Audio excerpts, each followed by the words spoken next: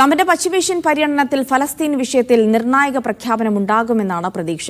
ഇസ്രായേലിനെ പിണക്കുന്ന നിലപാടിലേക്ക് ട്രംപ് പോകാൻ സാധ്യതയില്ല.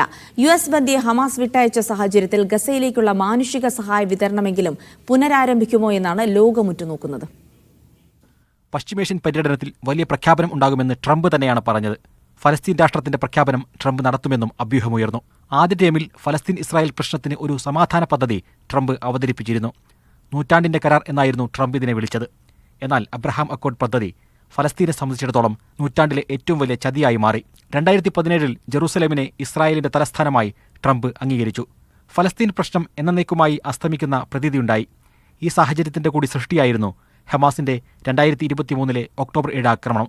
ഫലസ്തീൻ രാഷ്ട്രം ട്രംപ് പ്രഖ്യാപിച്ചാൽ പോലും അത് വെറും പ്രഖ്യാപനം മാത്രമായി ഒതുങ്ങും. ഇസ്രായേലിന്റെ അധിനിവേശം, ഗസയിലെ ഉപരോധം, വെസ്റ്റ് ബാങ്കിലെ കയ്യേറ്റം എന്നിവയൊന്നും അവസാനിപ്പിക്കില്ല. ഫലസ്തീന്റെ അതിർത്തികൾ, തലസ്ഥാനം, സൈനിക സ്വാതന്ത്ര്യം പോലെയുള്ള പ്രധാന വിഷയങ്ങളിൽ വ്യക്തതയില്ലെങ്കിൽ ഇത് ഒരു നാമമാത്ര അംഗീകാരമായി മാറും. തെരഞ്ഞെടുപ്പിൽ ഫലസ്തീനികൾ വിജയിപ്പിച്ച ഹമാസിനെ മാറ്റി നിർത്തണം എന്നതാകും അമേരിക്കയുടെ ആദ്യ ഉപാധി. ഫലസ്തീൻ പ്രസിഡന്റ് മഹ്മൂദ് അബ്ബാസ് അടക്കം പങ്കെടുക്കുന്ന ഗൾഫ് US ഉച്ചകോടി നാളെയാണ്. International desk, media 1.